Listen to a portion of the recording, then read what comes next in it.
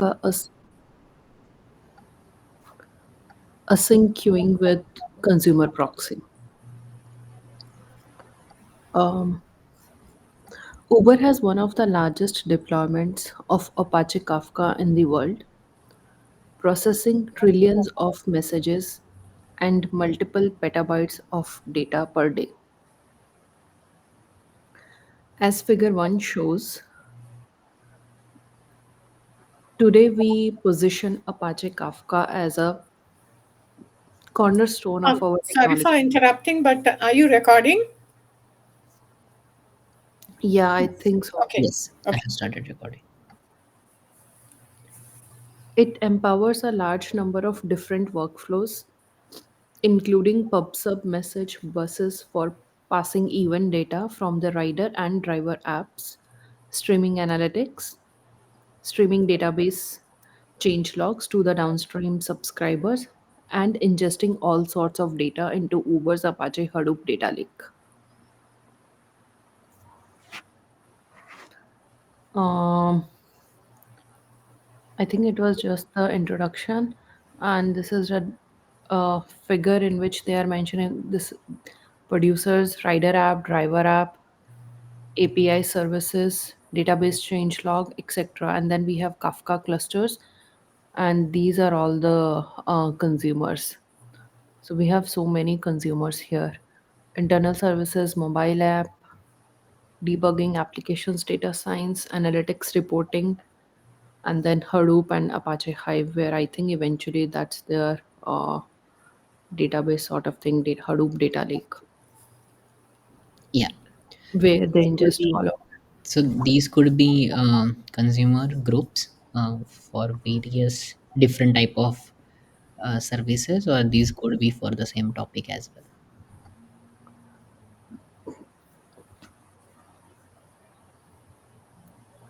More than 300 microservices at Uber are leveraging Kafka for PubSub message queuing between microservices.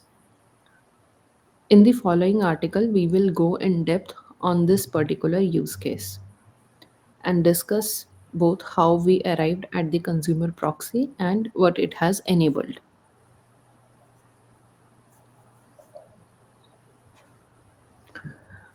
Apache Kafka is a stream oriented system. Message ordering is assumed in the design of the system and is fundamental semantic property provided by the system to consumers. That is, consumers see messages in the same order that they are received on the streaming system. So this is basically the definition of streaming, or streaming mode versus the messaging mode. Like every single message will be consumed in the same order as it was produced. I think not the produced, the received, with the order in which it is received at the queue level. Yeah, so I'm assuming that receiving at a queue level is same as like the producer sending the message. Yeah, my bad. Yeah, that's politically correct, or that's more correct basically. Yeah, because remember we studied I don't know where, in maybe in Alexus or in educative, like producer can basically it producer can emit A, B, C, D in that order, but at the receiving end, right, it can receive something like A, C, D, B.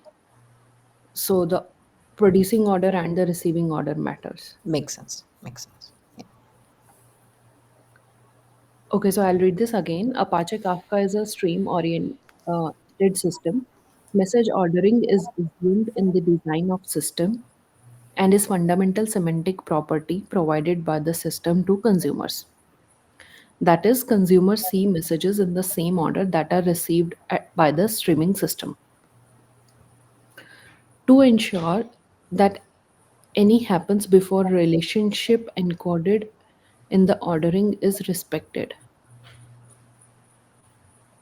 To ensure that any happens before relationship encoded in the ordering is respected. Um, I don't know what does this Basically, mean. that's just a sequential processes. So happens before is they are referring to something sequential. Okay. Messages of the same topic partition are consumed exclusively by only one consumer of the same group. Yeah, we read about this, right? The Kafka consumer recommends the following pattern: reads a single message from the partition, process that message, does not process the next message from the partition until the previous one has been processed and committed. Most message queuing use cases at Uber do not enable autocommit because at least once message processing is semantically required. Can we quickly refresh the uh, what the at least once message processing was? Yeah.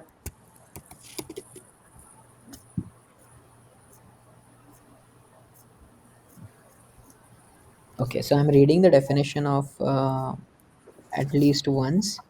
So it says with this data delivery semantics, it's acceptable to deliver message more than once, but no message should be lost. Producer sends a message synchronously or asynchronously with a response callback, setting acknowledgement equals to 1 or acknowledge all.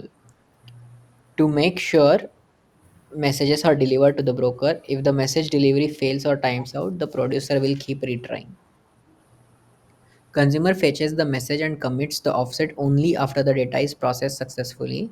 If the consumer fails to process the message, it will reconsume the message, so there won't be data loss. On the other hand, if the consumer processes the message but fails to commit the offset to the broker, the message will be reconsumed when the consumer restarts, resulting in duplicates. Yeah. Does that make sense?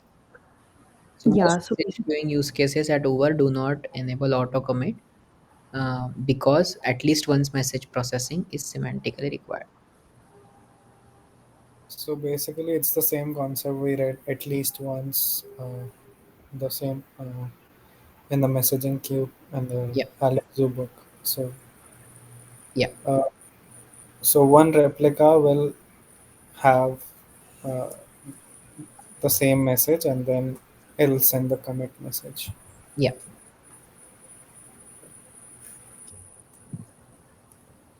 I think that was oh that was about the replication. When you say replica, that's more like a acknowledge all, acknowledge one, or acknowledge zero. That's more like a ISR, in sync replicas. Okay, and delivery semantics are about the message being consumed by the consumer. Okay, Oh, okay. so at least once can have acknowledge one or acknowledge all. So let's say if at least once has acknowledge one, then only one replica is required to respond.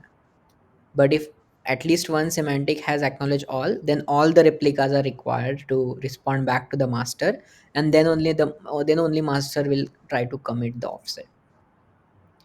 But the semantic itself is more about committing the offset uh, on one like a single delivery without any retry basically.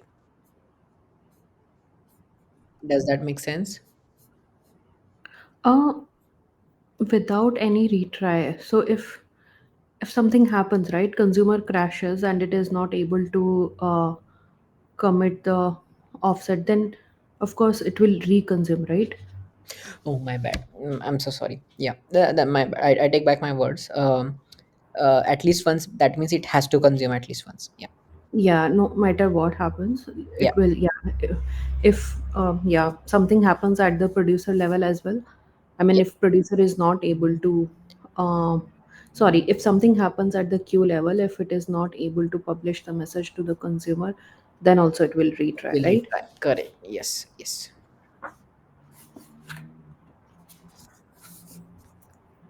Yeah, it's at least once. That means at most any times, like basically.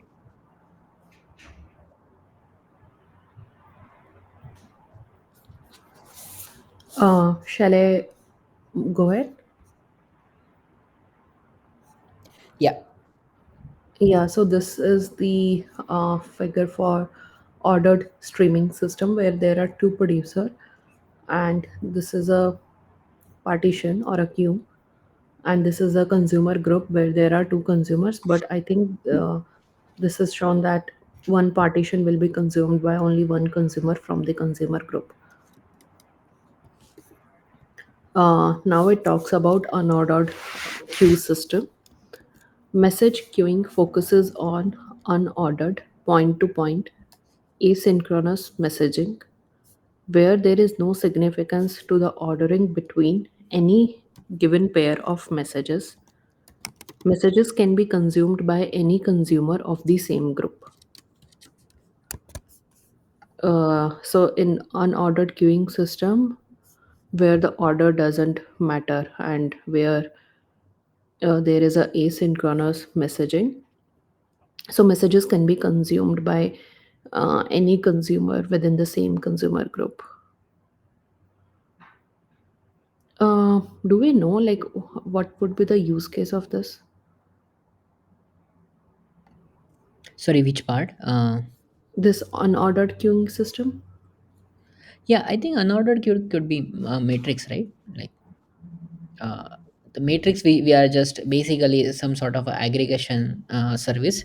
We just need to collect and just need to get a final count, any kind of analytics, right? Okay. Hmm.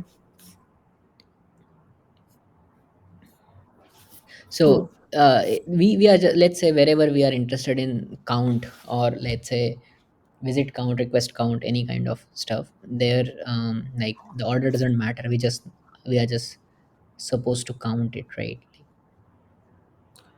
Let's say for a, I mean, if they are going to different consumers, how will that aggregation will be correct? So consider this, like let's say there is a heap of let's say heap of papers, which has, let's say you want to count votes. Okay, how vote counting happens is like, let's say if one person does it, it would be slower. So if you Okay, want two people to do it, you will just distribute, like create two heaps out of it. One person processes one heap, another person processes one heap, just like that. So got it. Okay. the order of the papers itself doesn't matter, right? Or the vote papers, Hmm. ballot doesn't matter, right? It's just that you are just counting one, or or respective counts basically for any candidate. Hmm. So basically, this consumer group is, let's say, it is going to be one of our, metric aggregation services, and these are the different consumers in that particular service. Once they get the data, they will aggregate it later and then send it to our some, uh, let's say, to Splunk or whatever system we want to send. Yes, yes. So the aggregation, so that system is slightly complex. Yeah, at this moment, just keep in mind that we are only interested in keeping the count of messages that Hmm. we have consumed so far. Okay. There could be two types of matrix. We are interested in counting each of them basically separately. Like consider the like a voting system example where Okay. would be two candidate. You are just interested in keeping the count of votes that each candidate have got, and then like both of the consumer will just tell their respective tallies of for both of the candidates, and then some backend system could add add them Hmm. by the candidate. Okay, got it. Problem statement. After scaling Kafka as a PubSub message um queuing system. just one second. So far anyone has any doubts?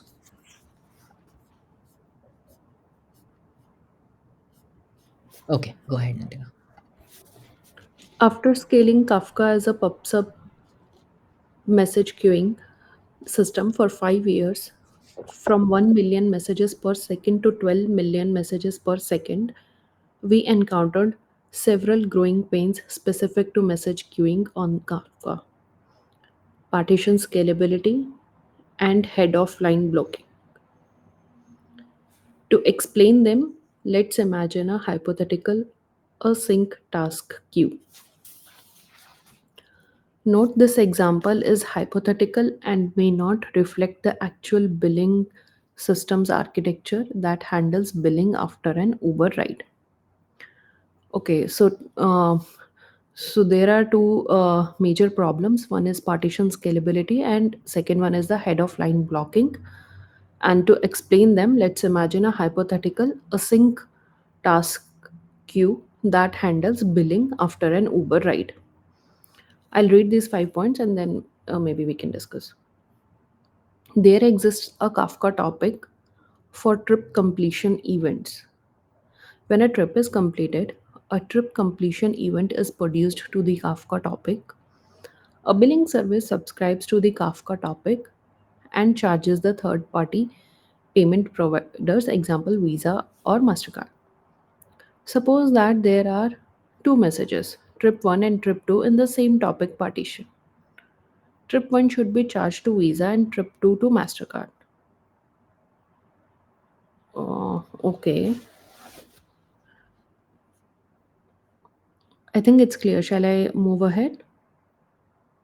They are trying to explain some hypothetical async task queue in which basically they are saying that there is one Kafka topic for the completion of trip events, and that topic will receive the events as soon as the ride is a trip is completed. And then there is a billing services which is subscribed to that Kafka topic. uh, and then that service will the function of that service is to charge the third party, I mean basically charge the rider. And then it's saying that there are two messages in the same topic partition, trip 1 and trip 2. Trip 1 will be charged to Visa and trip 2 to MasterCard. So that's their problem. So, uh, what would be the producer here?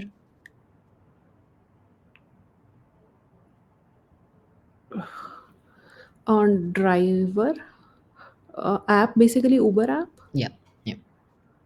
So, like the trip completion event should come from the client, right? Yeah. The driver client. So generally there are two clients in, like, just a background, in Uber system, or any ride sharing system. There are two types of client. One is rider client and driver client. Both of them could send these, basically these notifications or these messages. So here, the trip completion could come from any of those, but most likely the driver client. So just keep that in mind, ever we ever get confused. And then all the other backend system will be on the consumer side. On the producing side, there could be most likely, these clients or some other microservices too. Okay, yeah. Okay, I will read partition scalability. We run a small number of mixed usage Kafka clusters at Uber. We run a small number of mixed usage Kafka clusters at Uber, and an individual Kafka cluster might have more than 100 brokers. Baap re. Consider the above hypothetical Uber ride use case and assume that an RPC from the billing service to a payment provider takes on average 1 second. Consider the above hypothetical Uber ride use case and assume that an RPC from the billing service to the payment provider takes on average 1 second. With the recommended native Kafka consumer coding pattern, in order to achieve reasonable consumer processing throughput, we would need 1,000 partition Kafka topic. Each partition delivers one event per second. Wait, let's try to debug this part. So initially they are talking about individual Kafka cluster. Consider that there could be like hundreds of brokers in a particular Kafka cluster. Okay. So far in when they are talking about Kafka cluster, they are not talking about topic or partition or anything. Okay. Consider the above hypothetical Uber ride use case and assume that an RPC from remote procedure call from the billing service to a payment provider takes on average 1 second. So RPC call is our conventional call, which is parallel to the Kafka system. With the recommended native Kafka consumer coding pattern, in order to achieve reasonable consumer processing throughput, like 1,000 events per second, we would need a 1,000 partition Kafka topic. Each partition delivers one event per second.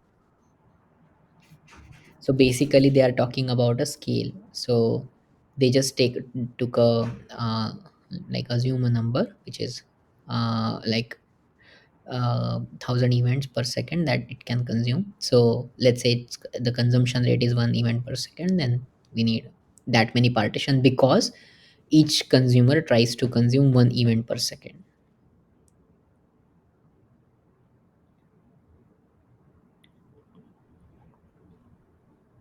uh, like I think that makes me wonder is it says in order to achieve reasonable consumer processing throughput, that means there has to be at least 1,000 consumers, right? Because we You would need a 1,000 partition Kafka topic. So yeah, 1,000 partition. So if one partition is consumed by one consumer, uh, so I think yes, 1,000 consumers. yeah, yeah, okay, makes sense. Okay. So in this case, basically the billing service to payment provider, this is the catch here because payment provider is the third party. So that's how this is very high of average of 1 second. It's saying. Correct. Uh, in general, I mean, if it's not third party, it should be in milliseconds, right? So Correct. yeah, so that's why like in I guess whenever we have billing service to payment service provider, these kind of things, in only those cases only we need this 1,000 partition Kafka topic. Otherwise, we should be fine with our requirements like less QPS. No, no, sorry, more QPS will be fine. Yeah, my question was like, to manage those 1,000 partition we will need 1,000 consumers as well, right? Like basically 1,000 consumers calling the payment provider service, correct? Yeah, yeah. So basically the job of the consumer is just to pick up one event at per second and then hand it over to the third party payments provider service. The whole latency of consumer consuming it uh, and then coming back with the response from the payment provider and then back to the committing offset is 1 event per second kind of thing. Basically that would be per second, right? No, no, one is like not only consuming from billing service, is it? So consider that between the billing service and the payment provider, we need a queue, right? Because billing service would be faster. It couldn't be able to match up with the payment provider. Yeah. We need the events to be handed over to the payment provider. Correct. Yeah, yeah. In between, we will put some queue and there the topic, and then we'll Correct. partition, make partition. That I get it. Correct.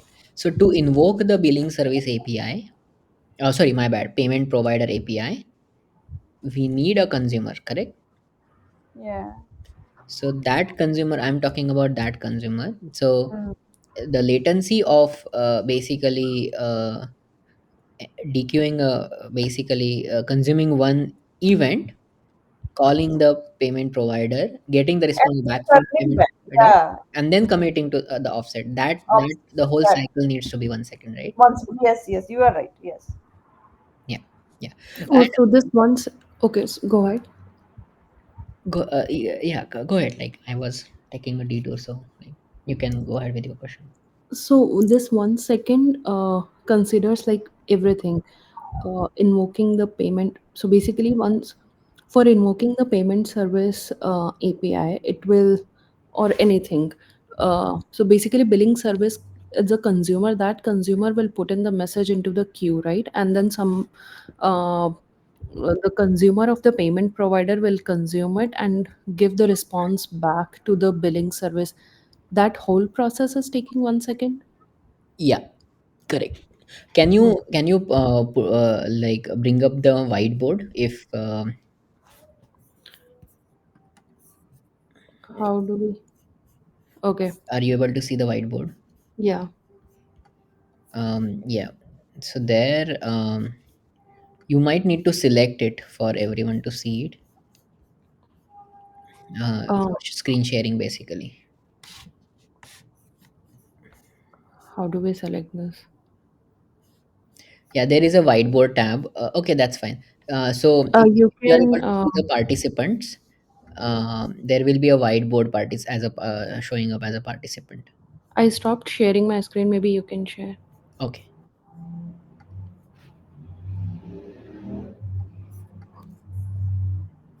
How about now?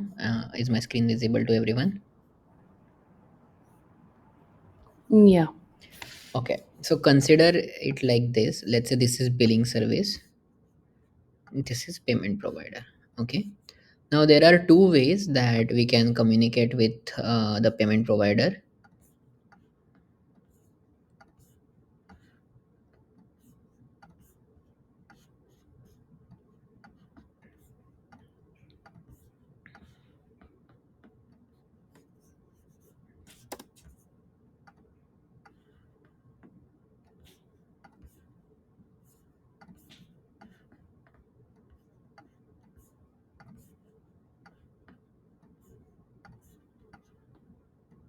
Okay.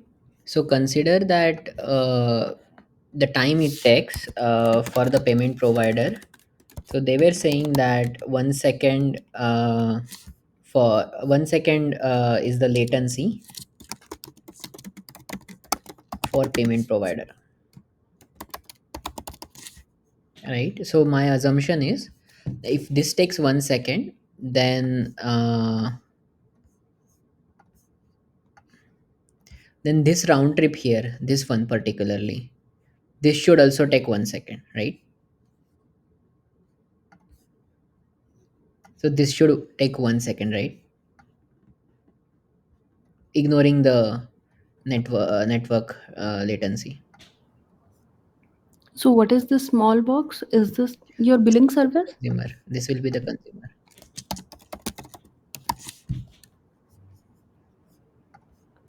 Consumer of what?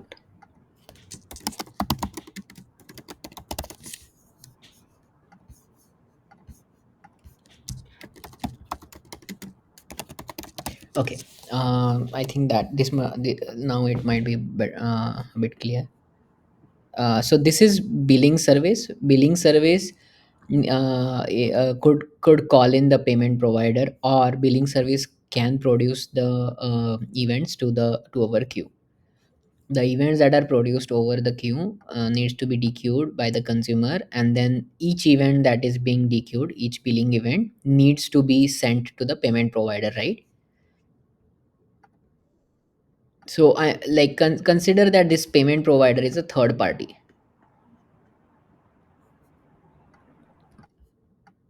So it's out of our system. So this could be, let's say, Visa server or a Mastercard server, or like whatever. Does that make sense? This is our internal system, and this is like outside of the system. So the billing service can make a call to payment provider, and the late if the latency of the payment provider is 1 second, then the same 1 second would could be the latency for the consumer to call and bring back the response from the payment provider, right?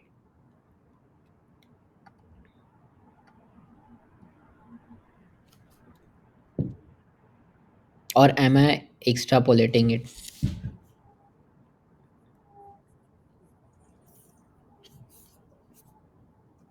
Are you guys following this? No, I am fine. So yeah, this is also what I understood, because billing service is, I mean, dequeuing from this Kafka will not take much time. This is No, what. billing. Are they talking about billing service dequeuing or? In my opinion, billing service will be producing the events to the queue or calling the payment provider directly, right? Yeah. Consider the hypothetical Uber ride use case. Assume that RPC from billing service to a payment provider takes average 1 second. So basically, billing service will be just invoking a call to the payment provider, correct? And getting a response from that. And getting response back from the payment provider. Yeah.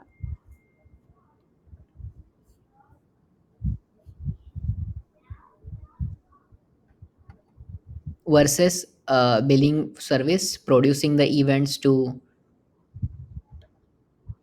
Oh, is the billing service as a acting as a consumer here?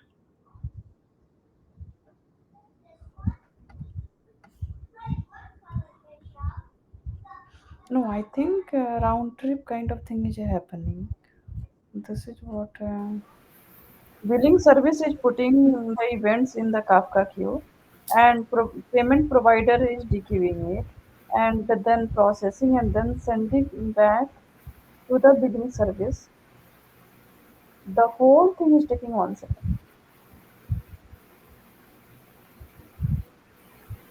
In between, there is certainly Kafka there, or yeah, topic or message queue is there. Yeah. Uh,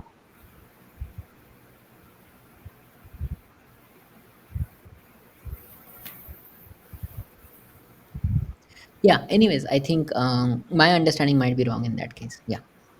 So I um, think there would be a response from the payment provider as well, right? I'll give an acknowledgement at least. yeah, I think there is a very limited information, but yeah, this could be like this way as well. Like let's say if what they are talking about could be this way as well. If this is a billing service basically,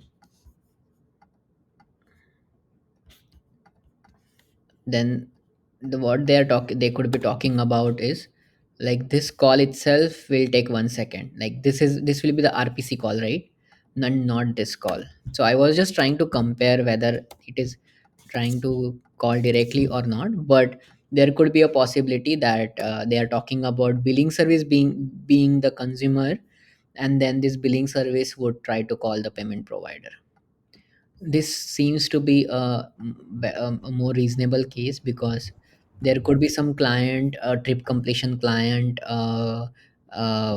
producing the events for the billing service, and then the billing service can just very well process the basically takes care of the downstream flows and then abstract like the whole billing thing for rest of the system.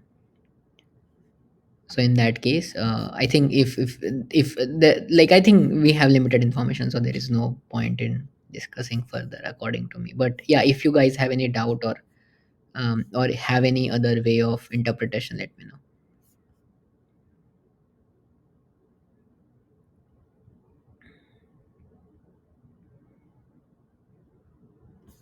So what they are essentially saying is if this is a bottleneck, or if this call takes 1 second, then whatever the billing service processes, consider that it's pretty fast. So we should be able to, because this is the bottleneck, or because this is the limiting factor, billing service will only be able to consume one event per second, because that whole 1 second would be spent calling the making the RPC call to the payment provider and getting response back, whereas the latency at a billing service process like request processing would be minimal, like, or negligible. So that could be one interpretation, like about like consuming one event per second. Okay, all in all, yeah, we can actually limit the discussion and go forward. Nitika, you can continue. I think they also mentioned that this is a hypothetical. Uh, Yeah, yeah. that I'm just trying to put some details to this because keeping a use case in mind generally helps in understanding stuff than just theoretical, because then you can paint the picture about some scenario, and then, like, that's the same exercise we should be doing for the problem statement as well, like any other like implementation side. So that's why I tend to do this exercise, like, even though there is a high chance that we might all be wrong and there could be lots of assumptions involved here.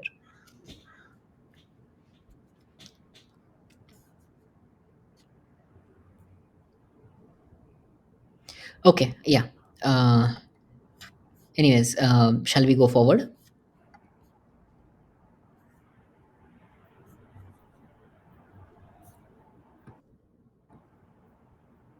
Do you want to continue reading, or? okay. Hmm. We run a small number of mixed usage Kafka cluster at Uber, and an individual Kafka cluster might have more than 100 brokers. Consider the above hypothetical Uber ride case and assume that an RPC from the billing service to a payment provider takes on average 1 second. With the recommended native Kafka consumer coding pattern in order to achieve a reasonable consumer processing throughput, which is 1000 events per second, we need 1000 partition Kafka topic, and each partition delivers one event per second. Since a Kafka cluster can sustain about 200k topic partitions, this bounds the number of topics on the Kafka cluster to about 200. Since a Kafka cluster can sustain about 200k topic partitions, this bounds the number of topics on the Kafka cluster to about 200. So it's saying that maximum there can be 200k topic partitions, which means that max number of topics can only be 200. Because in the above statement, we are considering that we will have 1000 partition in a topic. So 200 topic, each having 1000 partition, will become 200 thousand topic partitions. Yeah. So they have given this reference over. Somehow, I think we need not to go there detail, but yeah, I think there could be some sort of a limit that they are talking about. Uh, and then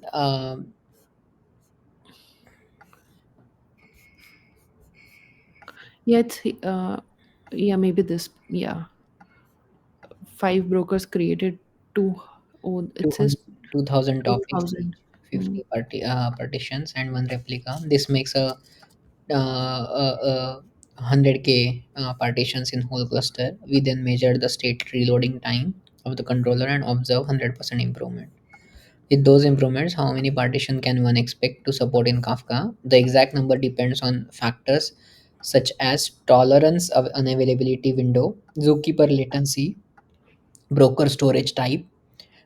As a rule of thumb, we recommend each broker to have up to 4000 partitions and each cluster to have up to 200k partitions. The main reason for the later cluster wide limit is to accommodate for the rare event of hard failure of the controller, as we explained earlier. Note that other considerations related to partition still apply, and one may need some additional configuration tuning with more partitions. Yeah, I think it's just a heuristic based. There is no any. I believe like this is more like a, like, experimental value or like heuristic value, like they tried something and then they this is like the best case scenario that they are trying to suggest on an average case scenario, but definitely there could be uh, I believe there shouldn't be like a hard number, but yeah, I think we can just take it as average case scenario for now. Okay, yeah, that's about it. Let's go forward. So, like, this is a fair amount of assumption that they are making. Like, consider that there are just 200K topic part. If there are 200K per topic partition, then we would be able to support only 200 topics, which is very minimal. Like for 300 for the assumption that they were talking about earlier, for 300 microservices. Just coming up with 200 topics is very less. Okay, go ahead. Moreover, a single Kafka topic partition, depending on hardware configuration, should be able to sustain 10 Mbps, 10 MB per second throughput. Assuming 1 KB average message size, a single Kafka partition should be able to sustain 10K messages per second, but for our use case only uses it at 1 message per second. Moreover, a single Kafka topic partition, depending on hardware configuration, should be able to sustain 10 MB per second throughput. Assuming 1 KB average message size, a single Kafka partition should be able to sustain 10K messages per second.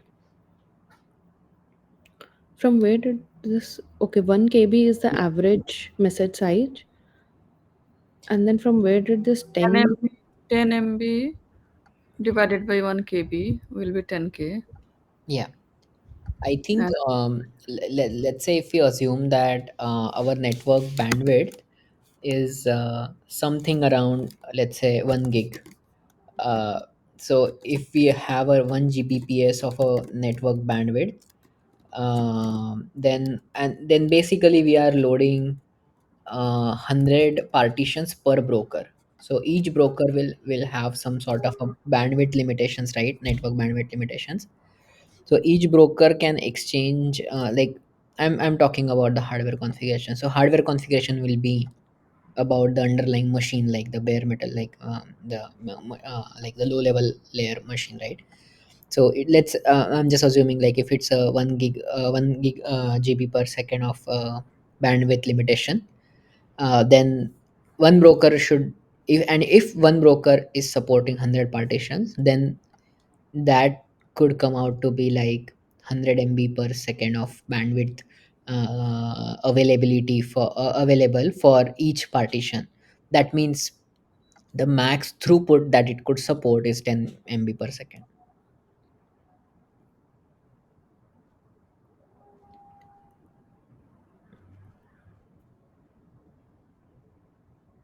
Does that make sense?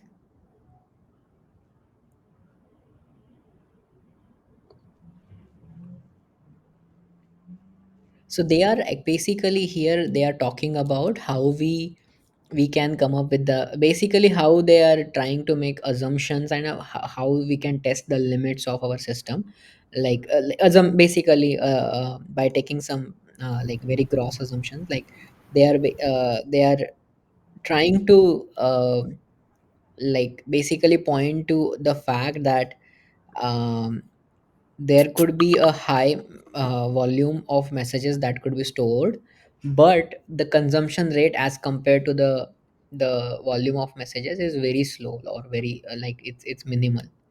That's what I think, that like our system is capable of 10K messages per second, but right now only one message per second is getting consumed. So I think that that is something that they wanted to say, like uh, conclude here. Yeah, that's just my understanding, but yeah. So they gave some problem statement and then they talked about two problems, right? Uh, I uh, think so. Problem statement, as in, this is more like a design statement, okay? Like more like a design scenario that they are creating here, and what they are talking about here is like they are still establishing the like the whole scenario here. I think they haven't yet spoke about what are the challenges and limitations here. They are just trying to establish the scenario, I believe, right? So Or can you scroll up? mhm. Uh, so in the problem statement, they say after scaling Kafka as a PubSub queuing for 5 years from 1 million messages per second to 12 million, we encountered several growing pains. So I think that's what they are talking about, that while scaling it from 1 million messages per second to 12 million messages per second, they faced these two problems: partition scalability and head of line blocking. Correct, for sure, yes. And then for explaining those problems, they have taken this example. Yeah. So partition scalability, like the as if, yeah, okay, if you are looking at as a point of view here, then the partition scalability, I would just consider this first point in that case. Like we could barely be able to come up with 200 topics because we are trying to have 200K topic partitions. I think this is what I would assume as a partition scalability limitations or the pain point for them.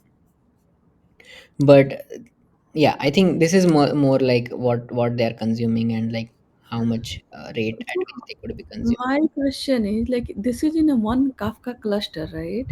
This is what it's talking about, isn't it?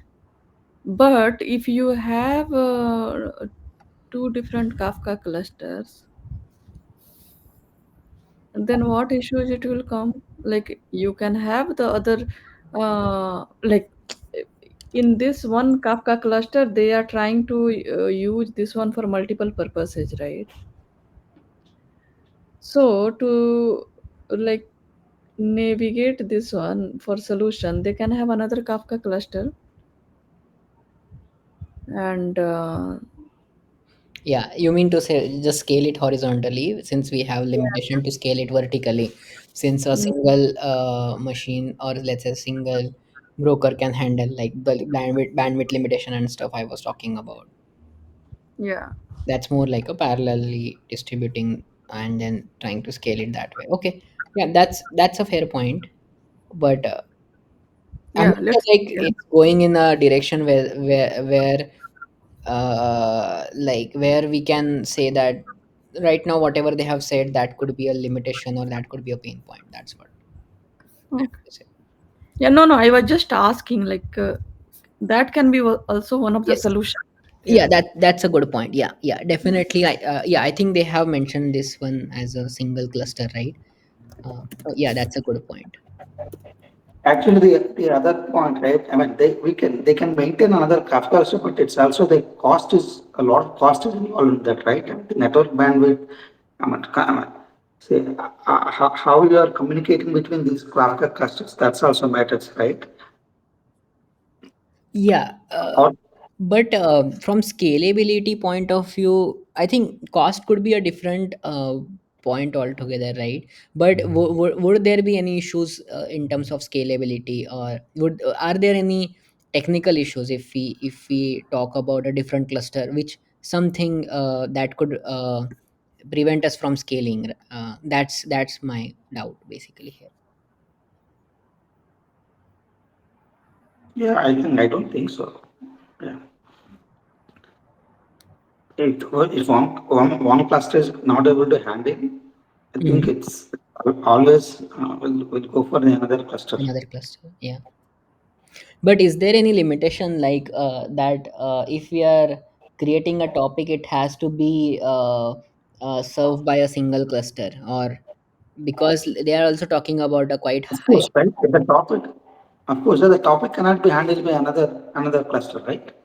Okay, okay, that makes sense. Okay, Because now that's when a you're from your producer side, right, you can always mention a broker and topic and which partition it has to go, right? Now, other than that, nothing else you can mention, right?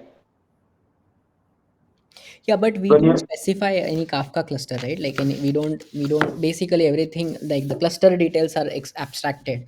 So uh, uh, So if, let's say, provided a single topic needs to be supported by a single cluster, then we definitely have a limitation that we are talking about here, in terms of like a single cluster can only support these many topics. So that, from that point of view, I think, yeah, I think then the scalability limits, or scale, like the pain point about the scalability is visible. Yeah, at the end of the day, right, what data you're writing into the topic, right? That's only matters, right? Whether it's a single cluster or another cluster, right? But from the producer side, you mentioned the topic ID, right? When you're writing in data into the topic, right? So I mean, either you have to duplicate it, or you'll have to write a different data to the different topics, right? Irrespective of the clusters.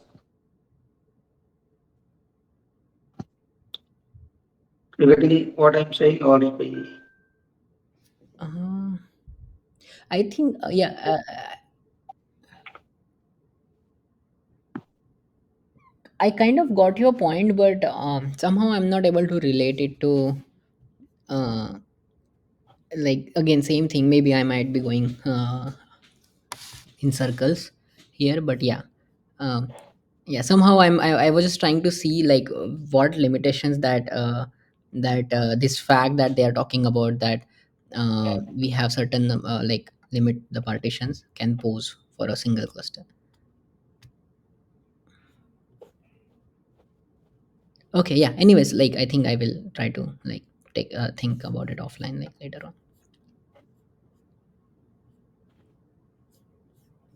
But yeah, I got the point, like Shini, like as you mentioned about like I think the I scale. think the one point, right, may not be just the case, right? In a broker, number of topics and number of partitions, right? Because the storage is also matters, the memory is also matters, the network bandwidth also matters, right? Across these, right? Maybe that is why that those limitations. Yeah, possibly. Yeah, yeah, yeah. That's the only thing. Yeah, yeah. We are able to make it out of it. This. And then I think again this one point as well, like the production, the rate of producing the message could be way higher than the rate of consuming the message. I think that is something that they are also trying to point here, that there is a significant mismatch in terms of the throughput that it can handle versus the actual consumption rate.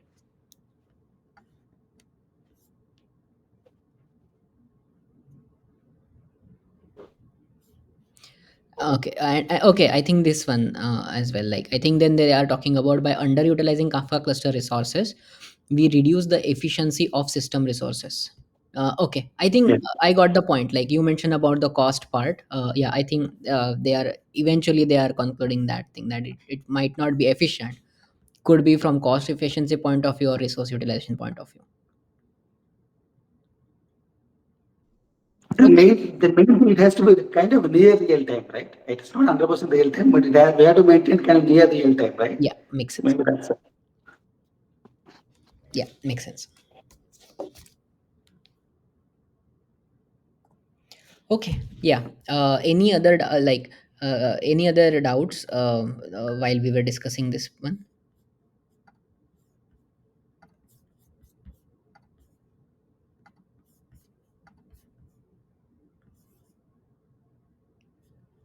Okay. Then there is head of line blocking that they are talking about.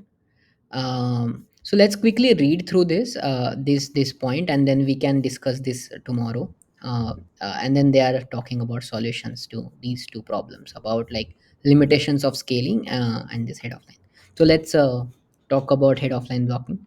Let's just read through it, and then we can stop.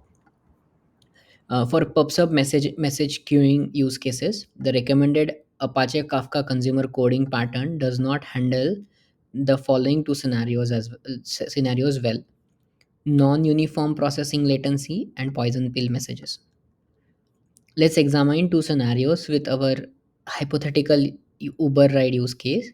Non-uniform processing latency. Suppose that visa processing latency is elevated when the billing service is processing trip 1. It will delay the processing for trip 2 even though there is no spike in Mastercard processing latency. So I think initially the problem statement that they defined was trip one is to be charged by on Visa, and trip two to be charged to Mastercard. Um, and then what they are talking about is non-uniform processing latency is Visa. If one of them takes longer, then it would affect the processing of second one as well, even though the second one could be faster.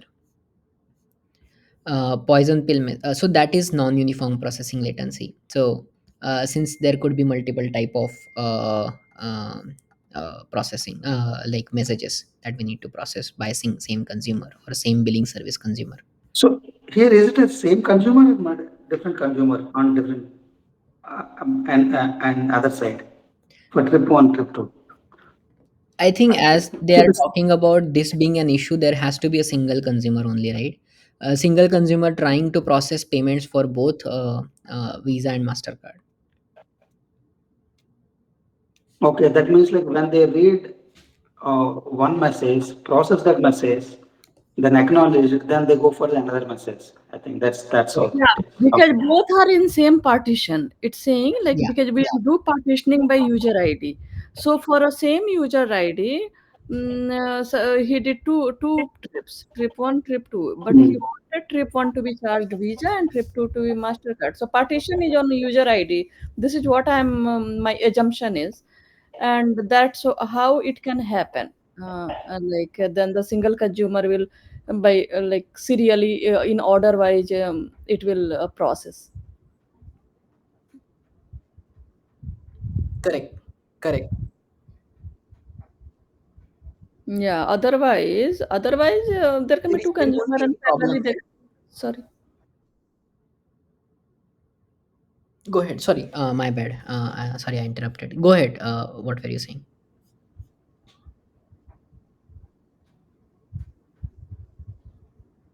Sorry, who was going? Bhavana, actually, I was somehow I interrupted by mistake, but go ahead. Like you were saying something. Okay, no, yeah, so that's what I was saying. Suppose we are partitioning by trip ID, then this problem will not happen. Here we are partitioning by user ID. Mm-hmm. So that's how this is happening. If we are partitioning by trip ID, Mm-hmm. then not an issue. But generally, who will partition by trip ID? Trip ID, one trip ID will finish, right? Like nothing. I mean, trip ID by partitioning is not what design wise. It's not good partitioning, right? Yeah, yeah. Essentially, these two messages should be of same type, right? Same could be produced by the same producer, Yeah, and just the data could be different, or like the type could be different, but they should be of the same. Could be say produced by the same same over the same topic, or like over the same partition. yeah. So since the partition, Here they didn't say partitioning, which on what key they are doing the partitioning. that shouldn't matter, right? Again, as they themselves have given that as a problem statement, that both two messages are part of the same topic partition. Yeah. So how it can be of same topic partition?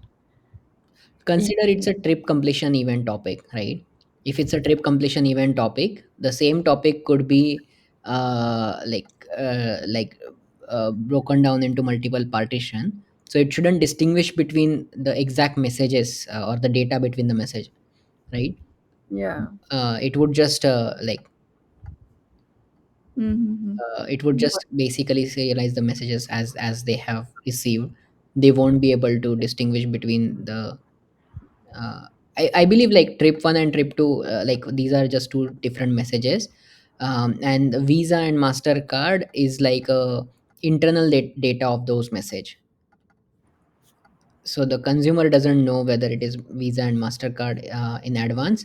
It just consumes the messages one by one, and while it is trying to process the message, it reads the payment provider type, which is Visa and Mastercard, right? And accordingly it will call or invoke the payment provider. Yeah. Yeah, this is pretty much, I mean, very common use case, right? Because we can't maintain partitions or partition based on the trip ID because, right? Because like unless and until you're a celebrity kind of a person, right? Um, so I Right. think Oh, for the completion event, one partition or multiple partitions is a make sense. Yeah. yeah. So interestingly, Shrini, the confusion is coming up from like yesterday we actually covered a topic which was something related to filters. Okay, and there they were, yeah, message filtering. There they were talking about like the message could be filtered and they could be consumed based on the tag. So that's where the my confusion is coming from. Let's say if the Visa could be a tag, then a single consumer can just consume or ask for messages which where the payment provider is Visa, and the and other consumer can ask the messages where the payment provider is Mastercard, in order to just like solve this bottleneck of or solve this non-uniform processing latency problem. So might be they'll Yeah. talk about it later, right? So they just face this problem, Yeah, right? And then there are solutions as well. So maybe they'll talk about the correct, possibly, tags yes, and yes, that could be a case, yeah. I think that's a pretty much. I mean, again, it's a possible use case how you built your infrastructure, right? Because it adds a little bit more complexity on the infrastructure side, cost side also. Maybe we'll have to see whether they're going with that route Yeah, or yeah, because if it is a complex use case, they have to do that, right? To make things faster, like for kind of banking messages, right? Alerts, right? I yeah. think for alerts, right? I mean, they have to build this kind of pipeline. Or else, I mean, delaying a millisecond also could cause some issues, right? Correct. Yeah.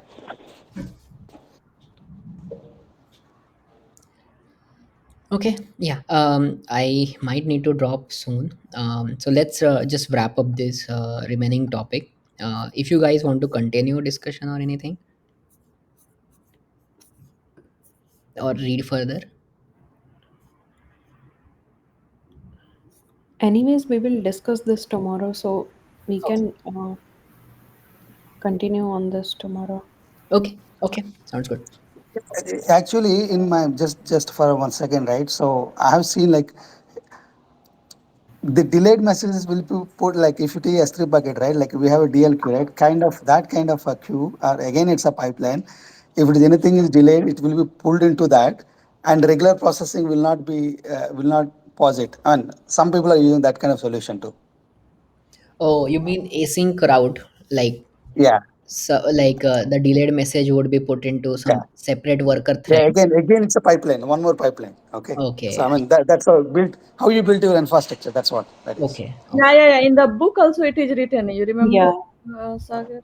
delayed messages and scheduled messages. Yes. Like if you go to So there is I extra think after this, pipeline yeah, and there This they are one. putting it. Yes. Yeah, Oh, nice. yeah. Okay. Okay. Okay. yeah. See, delayed Temporary messages. storage. Um, Yeah. Makes sense. No, because everybody want and like it's like a 4.9 or 5.9 SLAs right now, so we Yeah. can't. It kind of. I Makes mean, sense. Yeah. yeah. Yeah. Yeah. So this itself could be solved in multiple ways, right? Like, Correct. Correct. yeah, that's a good point. Yeah, this could be like, I think we should document this, like these 2 to 3 solutions, so that in interview, if this is ever asked, like this could be a common question that could be asked. Like, we should be aware about like these 2 to 3 scenarios. Yeah. Okay. Yeah. So the next paragraph I will just read and then we'll stop. Poison pill messages. A poison pill message is a message that cannot be processed or takes a long time to process due to non-transient errors. Suppose the trip 1 is a poison pill message, then the billing service will be stuck in handling trip 1 and cannot process trip 2, even though trip 2 is unaffected by the issue. Yeah, so just like one of the messages taking longer, I think it could be same as like the one of the services taking longer. So non-transient error is like where there could be retries. So if the billing service wants to retry any failed any unknown failed by unknown error kind of response, then that will become a, since it wants to ensure like the like like the like want to meet the SLAs instead of just showing the like error message to the user.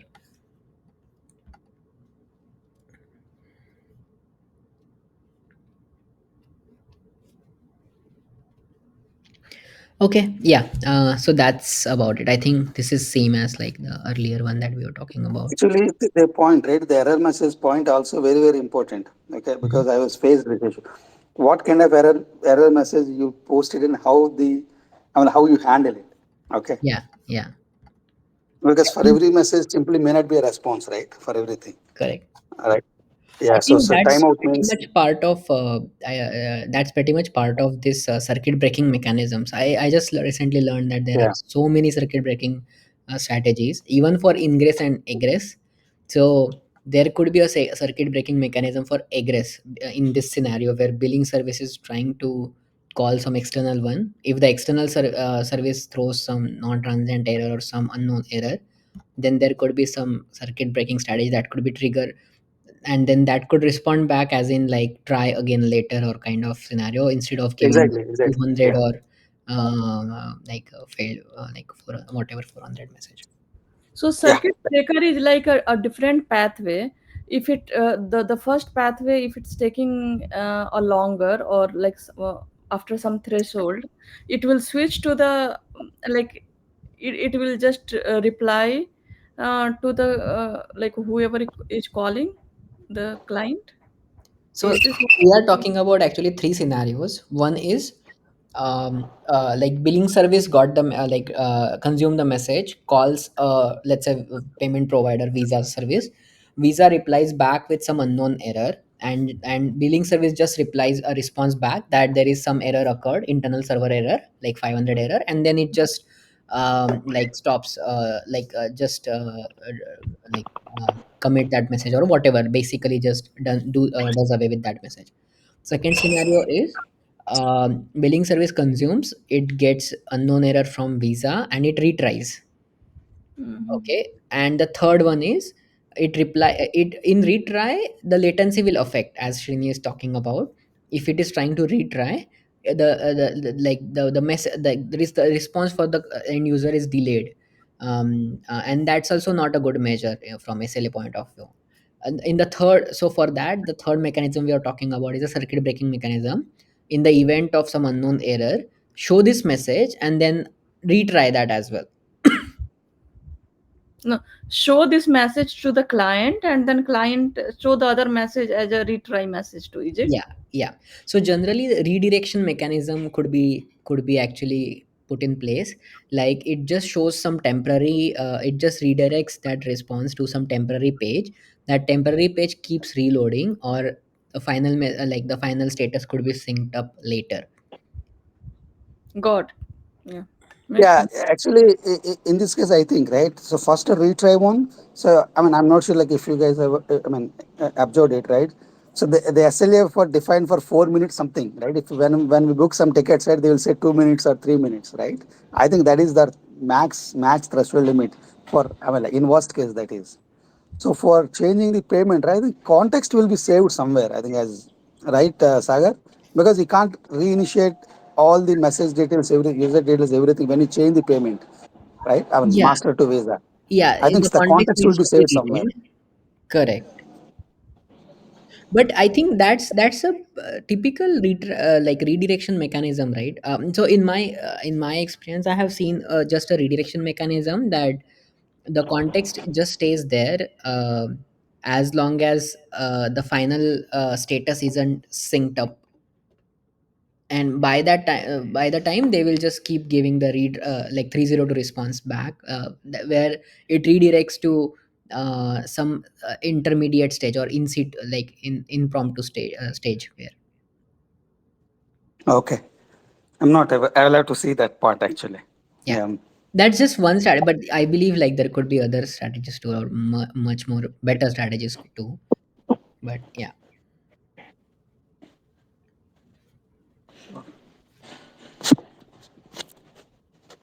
okay, yeah. Thank you, So sir. yeah, I think let's stop there. I might need to drop now. Uh, can you explain the circuit breaking? What were you explaining before regarding circuit breaking? Can we start with this topic tomorrow? Like Okay. I can go in detail in terms of that, Hey, or else Sagar, tomorrow is a Friday. Are we going to have a session? oh my bad, then it would be on Monday. Okay. Yeah, so Fridays generally we don't have sessions, but yeah, it would be Monday. Okay. Yeah, yeah. So there is this circuit breaking cloud design pattern. We can go through it in detail in next one. That could Okay. be pretty. This is a good context for us right now to discuss that, uh, because this is a perfect scenario to learn about it.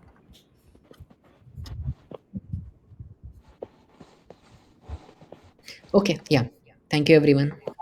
Thank you. Thank you. Thank you.